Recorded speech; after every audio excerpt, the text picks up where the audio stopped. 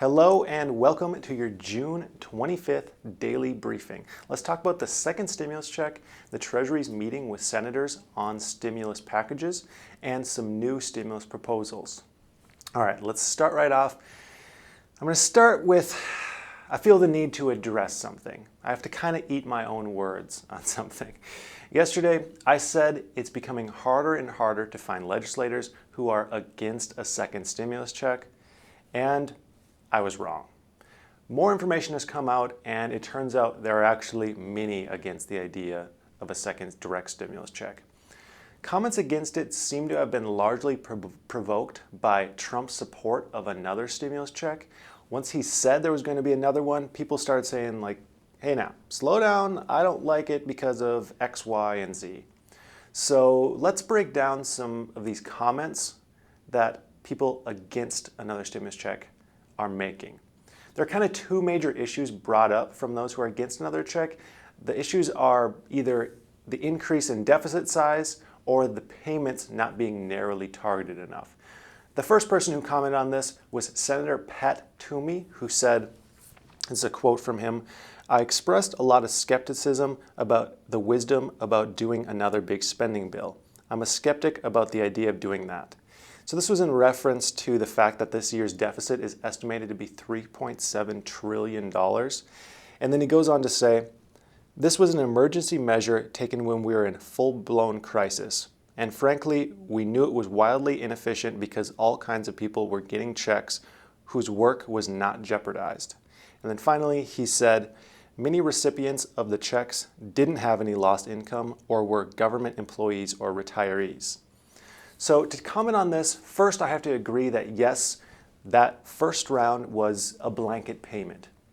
The number one priority was to get money out to the greatest number of people as quickly as possible, and that caused a whole host of issues, especially with the speed aspect. We saw IRS system glitches, people still haven't even received their first check, payment portal issues, you name it, there was issues and glitches because of the speed aspect. And when those payments were sent out, I mean, there was no telling what someone's financial future was going to be. So it made sense to send them to nearly everyone, even including dead people in some cases. They were so inclusive with the first round. However, I argue this point by saying we're not in a whole lot better situation now than we were in March or April. Yes, it appears that the virus isn't as deadly as we thought it might be back then, but we're still at record numbers as far as economical indicators. The problem isn't solved yet, and we don't know when it will be, either with the economy or the virus itself. Senator John Cornyn also had some similar feelings about another stimulus check. He also said that the checks were necessary at the beginning, but he doesn't see a compelling need for another round now that we've, I guess, solved all of our problems. This is what doesn't exactly make sense to me.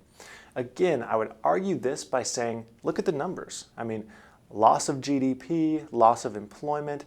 These numbers are pretty darn compelling if you ask me. I mean, we had another 1,480,000 people file for unemployment just in the last week. That is brand new filings. That's not people who are accumulated since March or April. That's just last week.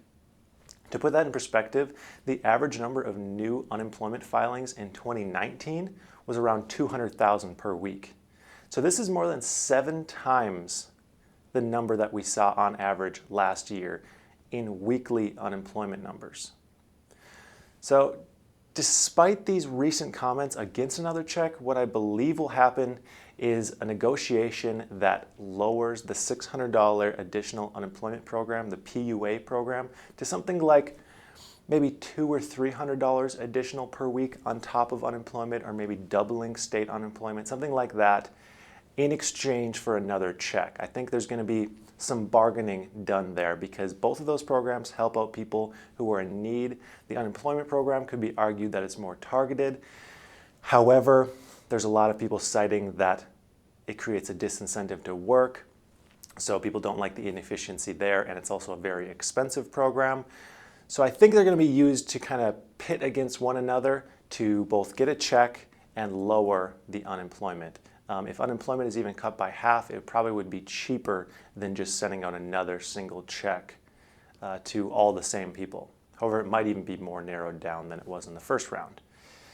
So, like I said, maybe that check will be even more narrowly targeted. This seems to be in vogue right now in discussions with senators.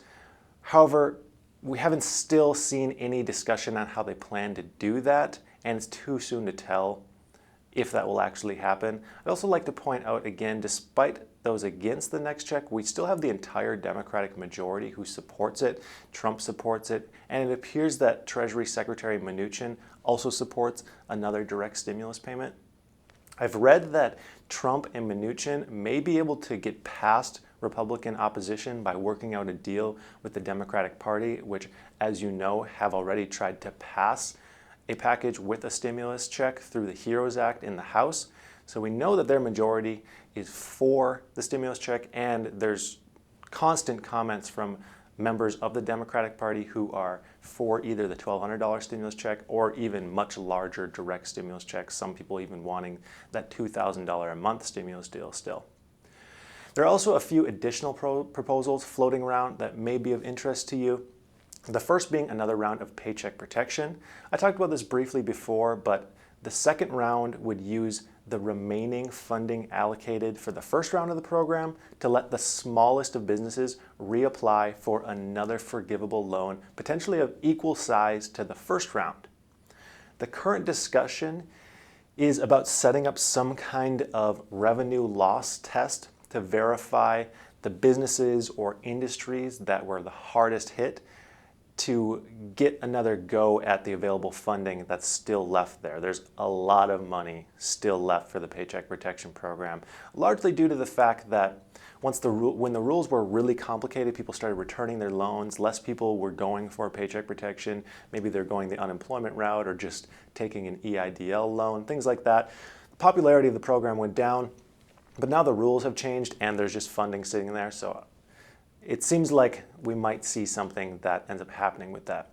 I know in the past they were saying it would go to businesses that experienced a loss of 50% of revenue or more and those who have less than 100 employees, but this could definitely change by the time something is passed. I could potentially see maybe 30 or 40% revenue being the bar on if you can reapply or not. I think that under 100 employees mark is a good idea because then that way the remaining funding isn't just going to get swallowed up again.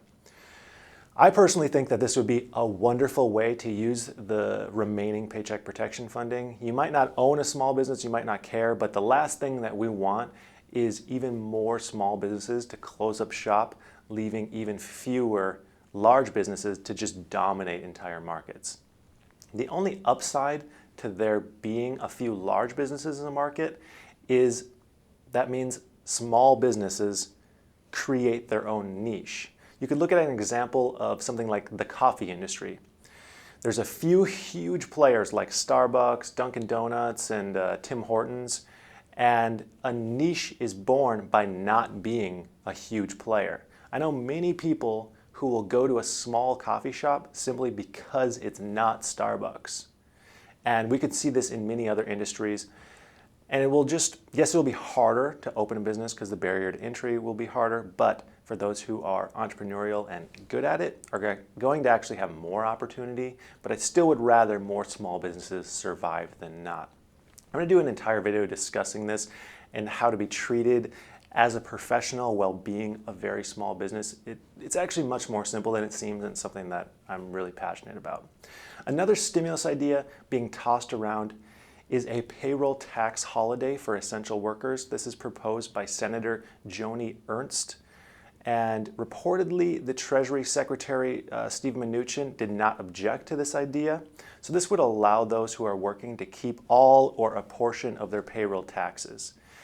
I know that I've read a ton from people in my comments on these videos who are upset that, like for example, their laid off coworkers are making more than they are and may get an incentive to come back to work, and they're getting nothing. And at least something like this payroll tax holiday, would at least address some of that disparity.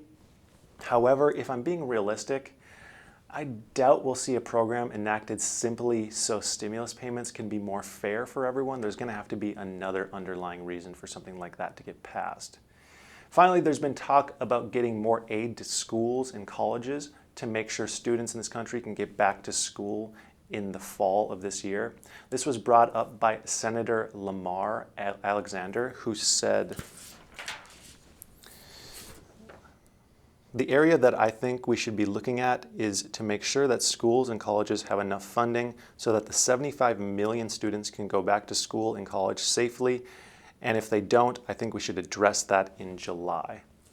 So this is an area that I would be very surprised if there was no additional funding, especially if students are having to do school from home and there's going to be programs in place there's going to be a need for programs to be put in place for students to get computers and other just distance learning equipment. The goal right now is to get a stimulus bill signed by the end of July. So it appears the question of will there be another stimulus package has pretty much been answered. And that just leaves us with the question of what will the next package contain? So that's all I have for today. Check out the link in the description for Webull. If you sign up and deposit $100, you will receive 2 completely free stocks valued between $12 and all the way up to $1,400. The best part is, if you don't like the service, you can cancel and still keep your free stocks. Until next time, I'd like to thank you for watching, and I hope you have a profitable day.